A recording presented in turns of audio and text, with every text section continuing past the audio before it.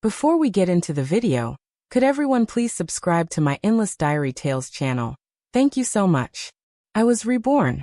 Before I had time to react, my phone rang. It was a call from Ryan Carter. Emily Chen has a routine checkup today. Use the excuse we came up with and let my parents know, okay? His tone carried the same entitled certainty as always, just like countless times in my previous life. Whenever it had to do with Emily, I was always the first person he turned to. I took a deep breath and said, "Ryan, I'm really tired of this. I don't want to keep lying to your parents for you anymore. I've thought about it seriously. We should get a divorce. This isn't impulsive. I truly mean it. Emily's in poor health, and she needs your support more than anyone." Without waiting for a reply, I hung up. I stared blankly at the ceiling for a long time, before I could even begin to accept the fact that I had been reborn. Scenes from my previous life replayed in my mind like a movie. Pressured by his family, Ryan had eventually broken up with Emily. The very next day, I was set up on a blind date with him. Throughout that whole time, he never once mentioned Emily. I assumed he was just naturally reserved and didn't think much of his silence. And so just like that, we started dating in a blur. I ended up becoming his wife just as vaguely. On our wedding night, I was full of anticipation. I thought his aloofness before the wedding was just him saving all his sweetness for this moment. But to my surprise, Ryan told me he had a friend who was very sick and that he needed to visit them urgently. At the time, I knew nothing about Emily. I even assumed the friend was a man. Being understanding, I told him not to worry, that a friend's health was more important. He didn't even give me a glance before walking out the door. He didn't come back until the early hours of the next morning. He rushed in and told me, "My friend's seriously ill. It's really sad. She was in so much pain during the checkup and treatment. I need to stay with her at the hospital for the next few days. Please understand." I'll never forget the look on his face at that moment. He spoke so casually about this friend, but his eyes were full of pain for Emily, and there was not even a trace of guilt for me. I remember silently handing him breakfast, smiling as I passed him a bottle of juice, saying, "Patience come first." I understand. Even when his parents asked why he didn't come home with me, I stepped up to cover for him, saying it was because he was busy with work. For 10 years of marriage, I was the perfect wife. Gentle, considerate, never causing trouble, never jealous or competitive. I just wonder when the news of my death and the fire reached him. Did he feel even a sliver of sorrow? Emily, the delicate beauty in white, fulfilled his fantasy of being a hero, saving a damsel in distress. Wasn't that his greatest wish in our past life? This time, I'll let him have what he wanted. I'm really curious if he and Emily actually end up together in this life. Will that so-called happiness truly be within their grasp? I saw the pain Emily went through during her treatment. I didn't show you those videos just once or twice. As a woman myself, how could I not understand what she suffered? If there had been any other way, would he have turned to me for help so desperately? Was it really necessary to make such a fuss over something so small? Ryan's call came again. Through the screen, I could almost picture his expression, his brows furrowed, his face filled with impatience. Yes, I did see how much Emily suffered during her treatment. She was in real pain. I admit that. But wasn't he also suffering in his own way? In the video, Emily bit her lower lip hard, silently enduring the excruciating pain of the treatment while he stood by her side. He patiently and gently peeled an orange for her, even carefully picking out every bit of the pith. His gentleness and meticulousness were on full display. In all the years of our marriage, Ryan had never served me like that. In my previous life, I always made excuses for him, comforting myself in silence, trying to understand the weight of Emily Chen's illness. But had anyone at all, ever tried to understand my suffering? Even for a single moment? For 10 long years, they stood on their moral high ground and pressured me, sacrificing my happiness in exchange for their sense of entitlement. In the end, I died on the road delivering a meal for them. I wasn't the one who made Emily sick. I wasn't her family.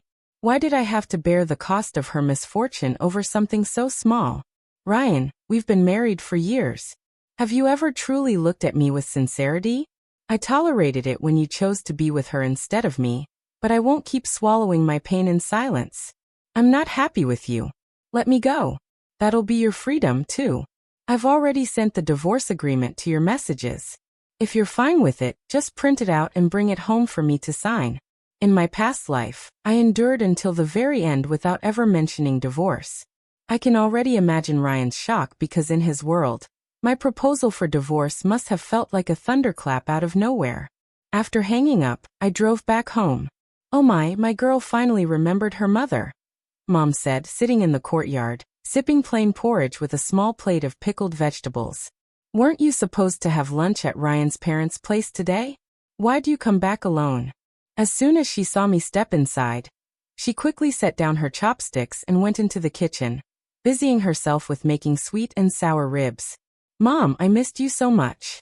I hugged her from behind, resting my cheek against her back, my eyes welling up with tears. In my past life, my mother had also suffered from a serious illness, but she kept it hidden from me. She powered through the pain with only over-the-counter medication, enduring everything in silence until she finally suffered a stomach hemorrhage that couldn't be reversed. Only then did she smile and tell me her bank card password. She'd even signed over the house to me. As a housewife, she told me, Ryan's so busy with work. Don't bother him. Even in her final moments, she didn't want to trouble us. I can't even imagine the pain she must have endured. Yet, she always smiled and told me she was fine. That was her love. Her love meant she wanted me to live well, and that would be enough for her. But Emily, yes, she was seriously ill too. But every time she felt unwell, she would run to Ryan to pour her heart out. She even posted videos of her pain on social media, gasping for air, writing captions encouraging herself to stay strong, fishing for sympathy and admiration. In my last life, I accidentally came across Ryan's social media and saw that Emily had posted many of those videos. In them, she wore an exaggerated wig, her skinny fingers reduced to bone, but every fingernail sparkled with soft pink rhinestones. Her heavy makeup and beauty filters made her appear heartbreakingly delicate and strangely captivating in front of the camera. On screen, she looked ethereal and fragile, but in real life, she was just helpless and needy. Whether it was a doctor's visit, small daily tasks, buying meals, carrying water upstairs, or even just wanting a cold drink in the summer, she would call on Ryan. Later, when her condition improved a little and she returned home, if the faucet dripped, a light bulb burned out, or a cockroach showed up, her first reaction was still to go to Ryan. Ryan was my husband, but Emily never hesitated to order him around like he was hers. Even the neighbors once mistook Ryan for her partner. You're so clingy today, Mom said with a chuckle. You were always like this when you were little. Couldn't stop sticking to me. Looks like that habit hasn't changed a bit, Mom smiled. Though she teased me with her words, she didn't push me away. We had lunch at her place. Thinking about the pain she endured in her past life, I ignored her objections and insisted on booking a specialist appointment for her at the best hospital in the province using my phone. Thanks to the experience of accompanying Emily Chen during her treatment in my previous life, I now knew exactly which department to go to and which expert to look for when it came to my mom. What surprised me was that right after we finished eating, Ryan showed up at my mom's door with a bag full of fruit and health supplements. Ryan, what took you so long? We've already finished lunch. Come in and sit for a bit. I'll cook you a couple more dishes, Mom said cheerfully, not understanding why we had arrived separately. Without a second thought, she started toward the kitchen, ready to prepare more food. Mom, don't worry about it. I already made his favorite dishes at home, I said with a little white lie, pulling Ryan away before Mom could exhaust herself. I didn't want her to be too tired, so I made up an excuse and let him out of the house. Sitting in Ryan's car, I began peeling off all the decorative stickers I had once carefully placed on the interior. I couldn't stand to see them anymore. Every one of them reminded me of how blind I used to be. Sophia, can we talk?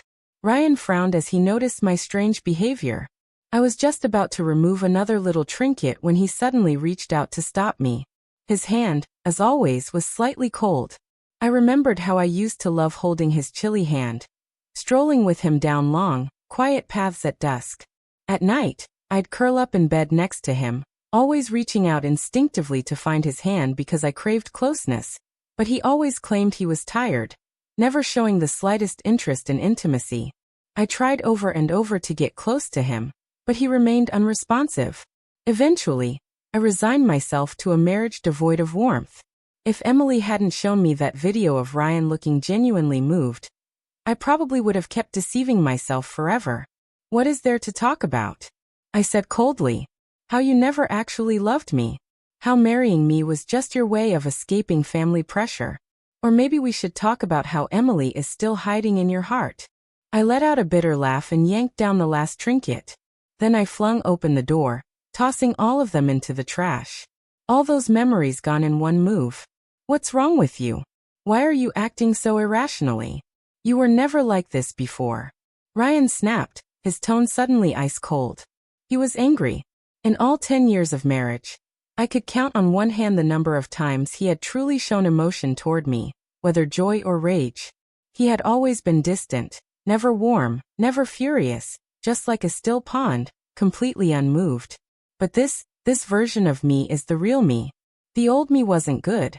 I was just naive and ignorant.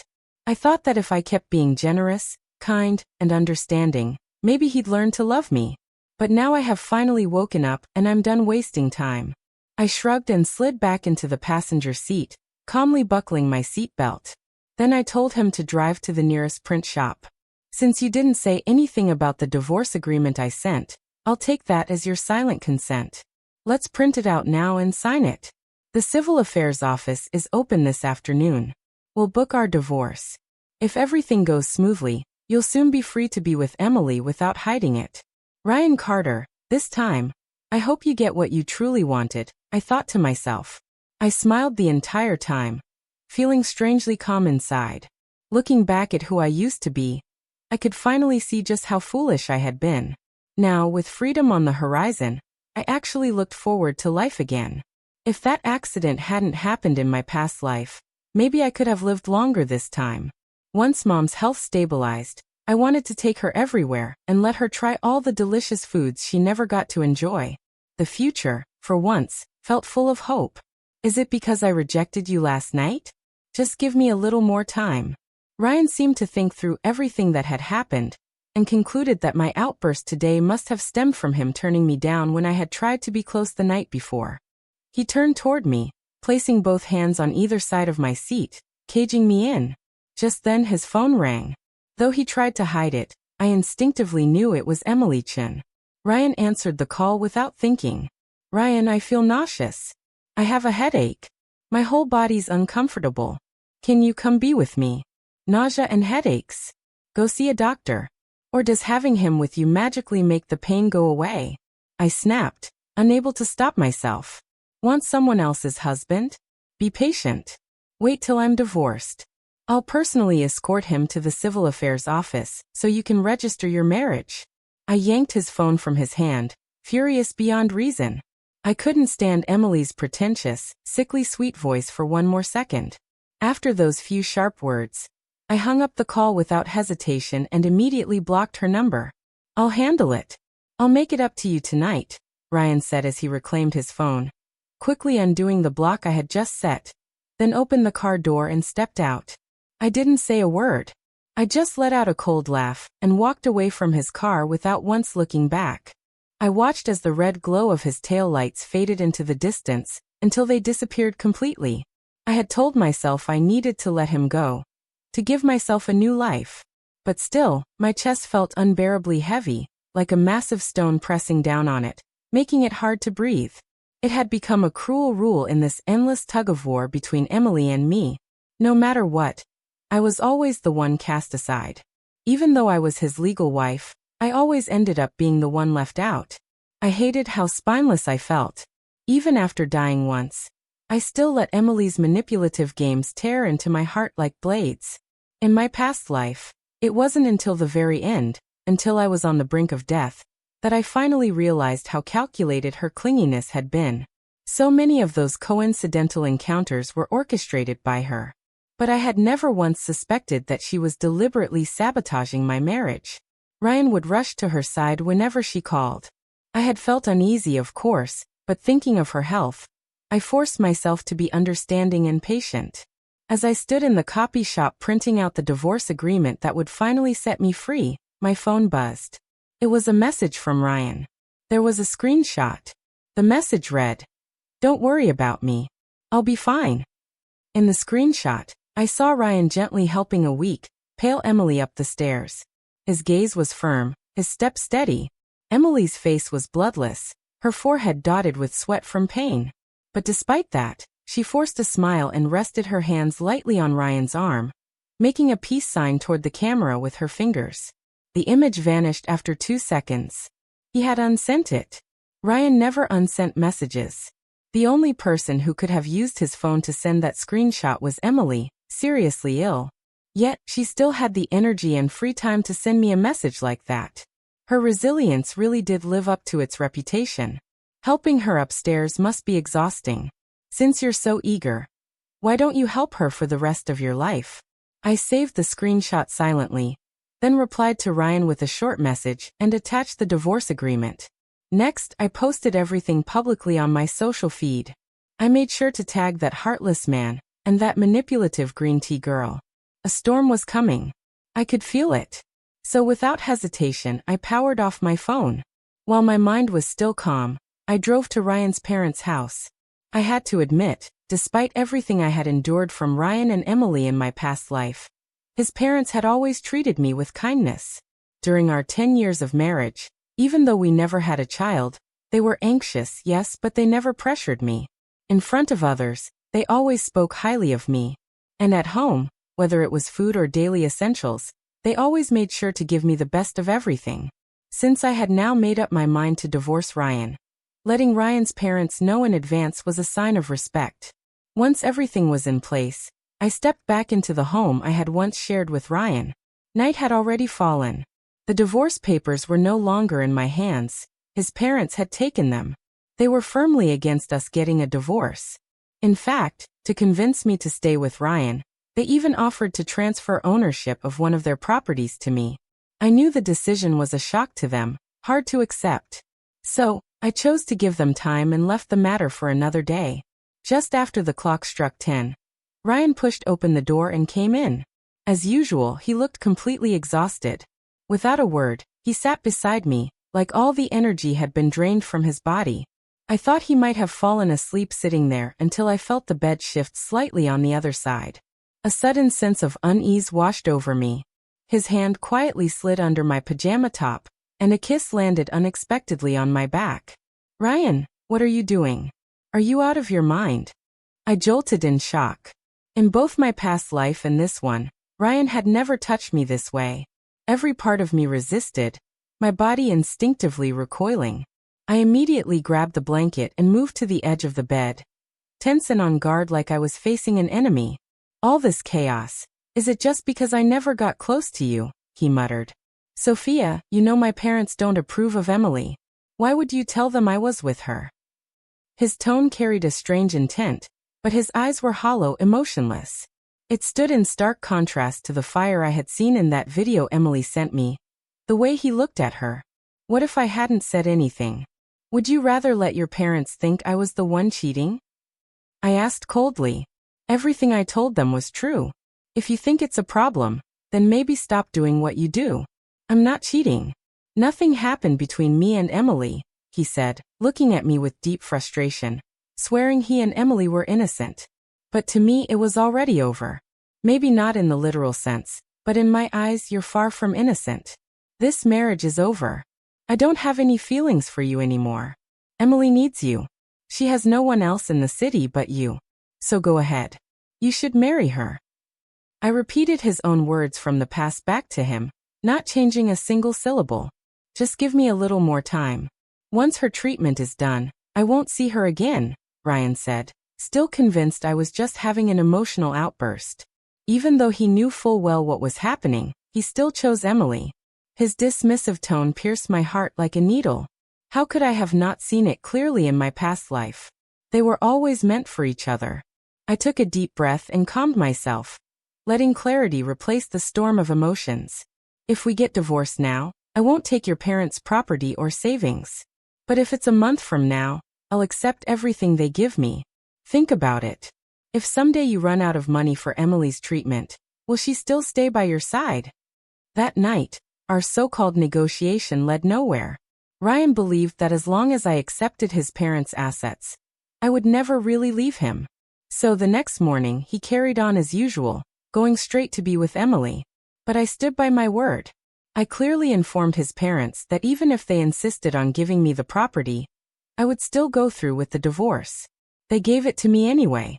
They said they knew their own son too well. If they didn't give it to me, it would only end up in Emily's hands sooner or later.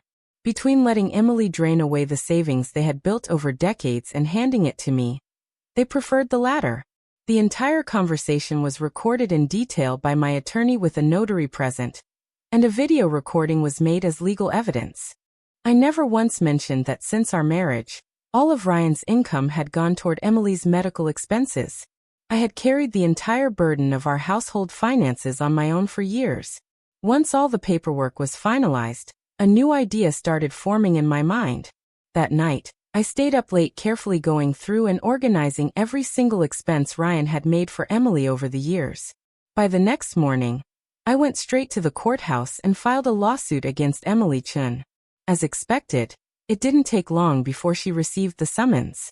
She came straight to my company looking for me. It was drizzling that day. She had clearly dressed up on purpose, drawing attention with her delicate appearance. The moment she saw me, she didn't say a word, just grabbed my leg and fell to her knees. Her heavily crafted makeup contrasted sharply with her pitiful posture, making her seem all the more fragile, helpless, and heartbreakingly pitiful. Within seconds, coworkers gathered around us. I knew exactly what Emily wanted to say, but before she could open her mouth, I dropped to my knees with a loud thud and burst into tears, putting on the performance of a lifetime. "Emily, please," I cried, my voice raw. "You're not the only one who's been seriously ill. All these years, every cent Ryan had saved went to you. I covered every single household expense on my own. Just because you were a part of his past, and yes, because you're sick, I've respected you. I've shown compassion. But now my mom is ill too. She needs treatment. I can't keep using our joint finances to support you anymore." Emily froze, stunned. She had always seen me as the foolish, overly kind woman who endured everything without complaint. The one who would even smile politely at the woman stealing her husband. "I'm helping you," I said in a lowered voice, leaning closer so only she could hear. "Didn't you want to be Ryan Carter's wife? As long as you pay me back, he'll feel even more sorry for you and hate me even more. I've cleared the path for you. Whether you walk it or not is up to you. Whether I could truly escape this toxic marriage, and that unfaithful man now rested in this woman's hands." And to my absolute surprise, Emily did it. In order to win Ryan's sympathy, she paid me back every penny. I was dumbfounded when the money landed in my account. I could hardly believe it. I thought that money was lost forever, but she gave it back without a fight. Clearly, she was dead set on marrying into Ryan's family. Not long after that, Ryan showed up at the entrance of my office, fuming with anger. "Sophia, I always thought you were the reasonable one. Emily's been through so much. She's already suffering enough. Why would you push her like this? Don't you realize that by doing this, you're just making me resent you even more?" He looked at me with what he probably thought was righteous fury.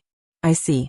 So, now that she doesn't have a place to stay, why don't you go ahead and buy her a new home?" "Your new home together," I said calmly, my voice steady and composed, still sounding like the understanding woman he once knew. "I never wanted a divorce. Just give me more time, please."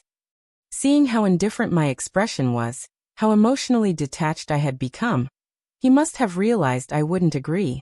He grabbed my wrist suddenly, trying to pull me into his arms. "But Emily wants you to divorce. She wants to marry you. If I give you time, it's just extending her pain. Can you really bear to watch her suffer?" Just as he reached out again to embrace me, I sidestepped smoothly. I no longer believed that Ryan didn't understand Emily's intentions. He was simply pretending not to see it.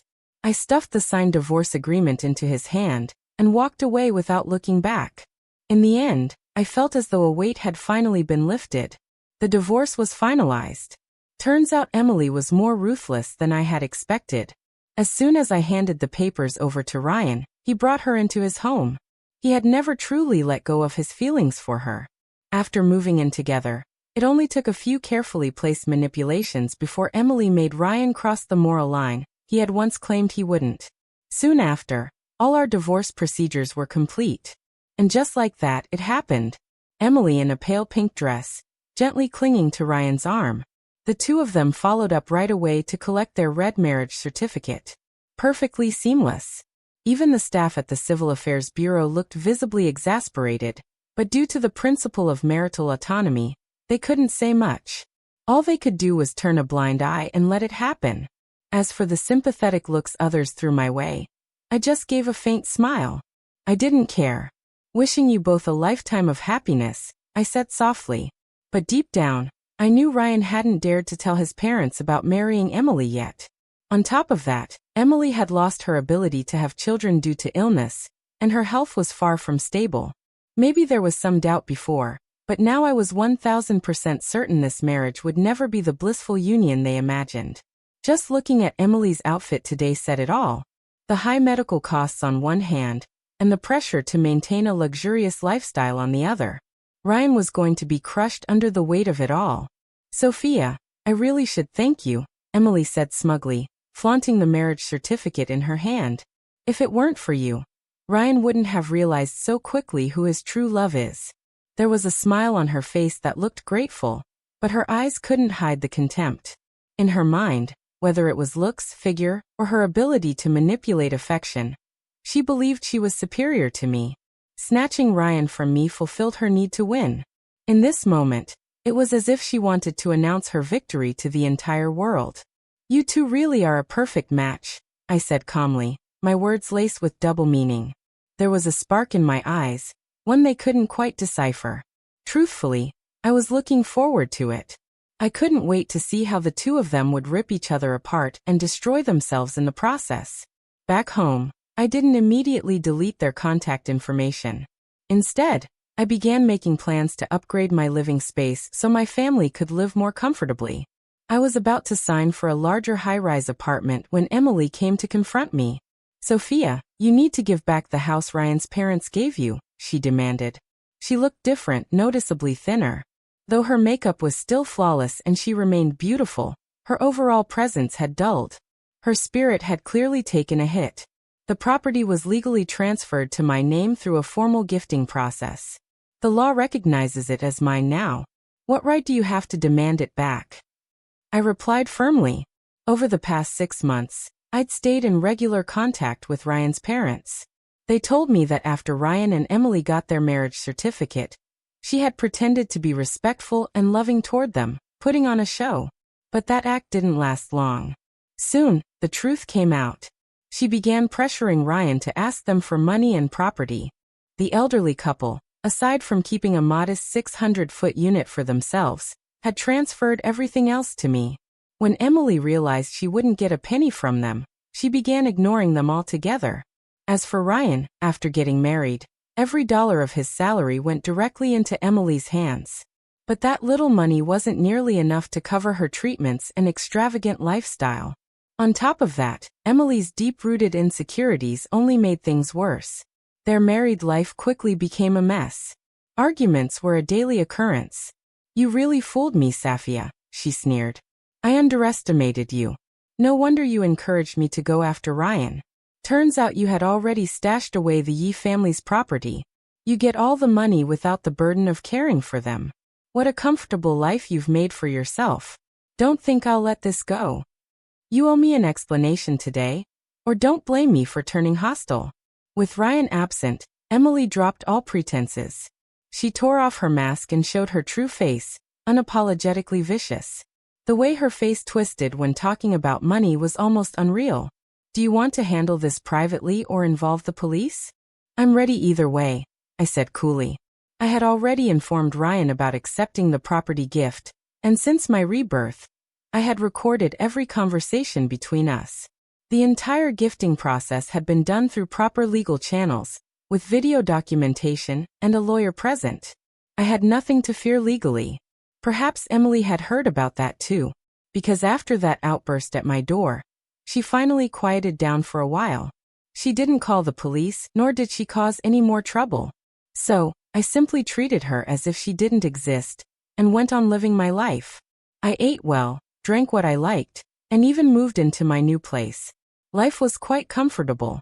Since Ryan's parents had given me all their savings, I occasionally visited them, always making sure to stop by when neither he nor Emily was around. But during one of those visits, I unexpectedly ran into Ryan. It had only been 6 months, yet he looked much older.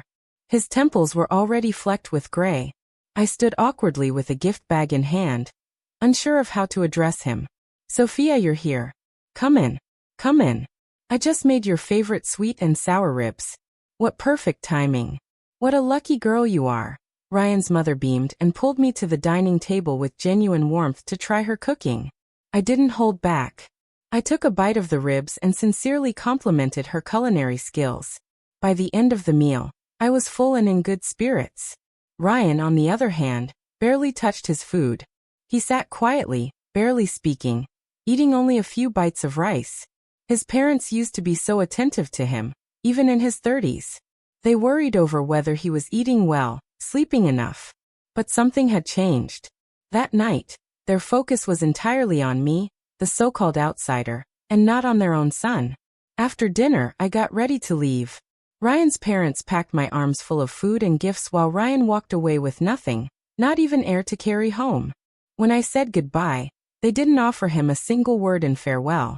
That cold, indifferent moment made it painfully clear. The relationship between Ryan and his parents had reached rock bottom, and he had no one to blame but himself. I didn't feel the slightest guilt. I got into the driver's seat, and was just about to start the car when Ryan gently placed his hand on my window. "Sophia, can we talk?" he asked softly. "Talk about what?" "I don't think there's anything left for us to say," I replied calmly. I couldn't think of a single topic we could still share. Inwardly, I felt thankful that he had never truly become a part of my life. If we had had a child together, this marriage wouldn't have been so easy to leave behind. Emily's been hiding her gambling from me. She's been doing it online to relieve stress. If we can't come up with some money soon, we might end up on the streets, he admitted, his voice filled with weariness and helplessness. "What does that have to do with me?" I said flatly. "If you're broke, then rent a place. People figure it out." I'd nearly forgotten that Emily hadn't worked in ages. Living off one income between the two of them, it was no wonder money was tight. I analyzed their situation without emotion, but somewhere deep down, I felt a quiet pressure settle over me. In our last life, Emily drained Ryan of everything he had, and he never once complained. This time, I truly wanted to know how long he could keep it up. Out of curiosity, before he even had the chance to ask, I refused him outright. The car engine purred to life, and as it pulled away, his figure grew smaller and smaller in the rearview mirror, until he disappeared completely. In that moment, scenes from my past life flashed through my mind. Every time Ryan had abandoned me, my eyes stung. I wasn't crying for him. I was mourning the version of me who once loved him so deeply. But I was also grateful to have the chance in this life to reclaim what I'd lost. Some time passed, and as usual, I went to visit Ryan's parents again. But before I could even step through the gate, Ryan suddenly appeared and grabbed my wrist. "Sophia, we've been divorced for a while now. You haven't found a new boyfriend. You still visit my parents often. You still have feelings for me, don't you?" His eyes were bloodshot, his breath reeking of alcohol, and his grip on my wrist was shockingly strong. "I didn't know how to appreciate you before. I missed my chance. I owe you so much. Please give me one more chance. I'll make it up to you," he slurred, swaying slightly from the liquor. "It wasn't until I was with Emily that I realized how much you had done for me." "You're overthinking it," I said flatly. "I'm not seeing anyone because I've been focused on my career, working for promotions, making money, traveling. I visit your parents because they treated me kindly, and they gave me a significant share of their assets. I have a responsibility to care for them. It has nothing to do with you." Seeing how drunk he was, I didn't go inside. I pulled my hand free and left, getting into my car and driving away. Later, I heard from his parents that Emily, frustrated that Ryan couldn't meet her material demands, had decisively filed for divorce. It wasn't until the day of the divorce that Ryan realized Emily had already found someone new. After their split, Ryan began openly and desperately pursuing me. He tried everything to win me back. For 3 years straight, he chased after me, doing whatever he could to make me happy. Then one day, I appeared before him, arm in arm with my husband, Ethan Lynn. "Let me introduce you," I said with a smile. "This is my husband, Ethan Lynn." I didn't bother to look closely at Ryan's expression. Ethan held my hand firmly and grinned, teasing. "I couldn't bear to watch you suffer anymore. Had to step in and let him lose out." I tiptoed and kissed Ethan on the cheek. In truth, Ethan and I had already registered our marriage a year earlier. I hadn't told Ryan because I wanted him to taste the bitterness I'd endured in my past life. Originally, I had planned to let him suffer for a few more years. But Ethan treated me so well that I couldn't wait to build a family with him. I gave up the idea of revenge. A year later, my wish came true. I gave birth to a healthy baby boy.